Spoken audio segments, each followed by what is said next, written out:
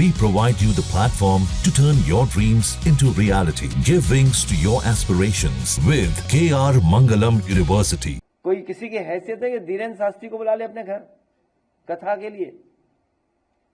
क्योंकि जिस परिवार को कथा करानी थी उन पे इतना संसाधन पैसा नहीं था कि लाखों रुपए वाले कथावाचक बुला लें। आप पता करवा लीजिए, अंडर टेबल नहीं लेते हैं वो धीरेन्द्र शास्त्री क्या? कथावाचक ने भी पता नहीं कितनी कीमत होगी उनकी, फ्री थोड़े नहीं। इटावा के दंदरपुर गांव में हुए बवाल का मामला तो आपको याद ही होगा, जहां पर यादव समुदाय के दो कथावाचकों के साथ उनके कलाकार कठेरिया समाज के युवक को तीनों लोगों को अपमानित किया गया था।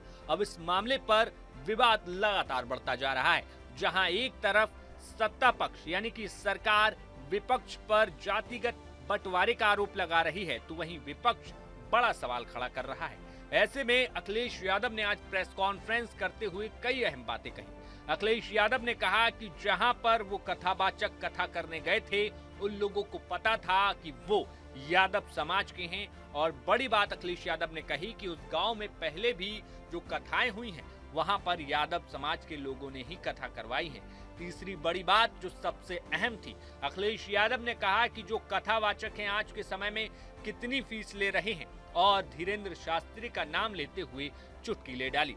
बता दें कि अखिलेश यादव ने यहां पर कहा कि जिन लोगों को कथा करानी थी उनकी आर्थिक स्थिति ठीक नहीं थी, इसलिए उन्होंने इन लोगों से कथा कराना उचित समझा। पता है कि यादव ही है कथावाचक, क्योंकि जिस परिवार को कथा करानी थी उन पे इतना संसाधन पैसा नहीं था कि लाखों रुपए वाले कथावाचक बुला लें, क्योंकि कई कथावाचक हैं जो 50 लाख रुपए लेते हैं। कोई किसी की हैसियत है कि धीरेन्द्र शास्त्री को बुला ले अपने घर कथा के लिए? कोई अंडर टेबल लेगा वो बाबा पैसे? आप पता करवा लीजिए, अंडर टेबल नहीं लेते हैं वो धीरेन्द्र शास्त्री क्या? कथावाचक ने भी पता नहीं कितनी कीमत होगी उनकी, फ्री थोड़े नहीं।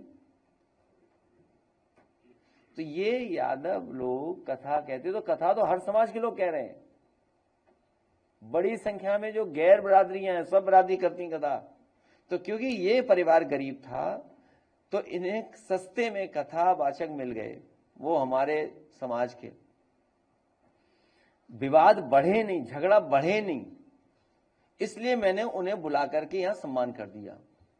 उनकी ढोलक छिन गई, उनकी चैन छिनी, उनका वो जो हमारा उसका हारमोनियम छिन गया, और जो वो अंधा है बेचारा जो ढोलक वाला, वो कठेरिया बिरादरी का है। हमने तो नहीं कहा कभी कठेरिया, आपसे कहा हो तो बता दो।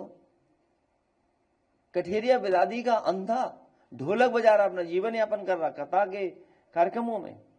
आपने उसकी ढोलक छीन ली, हारमोनियम छीन गया, रात में उसे चैन से वो पैसे दे 30,000 जो वापस करने थे वो अपने ड्राइवर से मंगाए पैसे।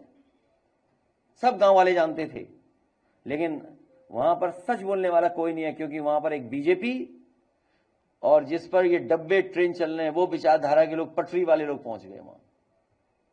इसीलिए उन्होंने अपने जो पीछे रखते हैं कुछ लोगों को, उनको भी आगे कर दिया। झगड़ा ना बढ़े इसलिए मैंने उन्हें बुला लिया था यहां पर, और पूरे गांव को पता था कि ये किस जाति बिरादरी के ये लोग हैं जो कथा कहने आए हैं, क्योंकि यादव कथावाचक उस गांव में पहले भी कथा कह चुके हैं, कोई नए नहीं है।